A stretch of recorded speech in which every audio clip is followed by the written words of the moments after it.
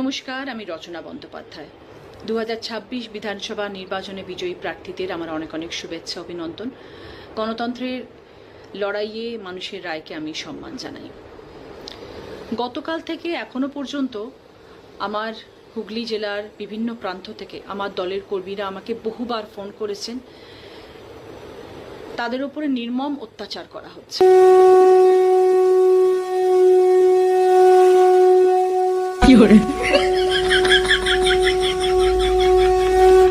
এরে সবাই এসে গেছে। নমস্কার, আমি সমালোচনা চন্দ্যোপাধ্যায়। গত 2026-এ আমাদেরকে যারা গোহারান্দে হারিয়েছে, যারা জিতেছে, তাদের জন্য আমার শতকোটি প্রণাম।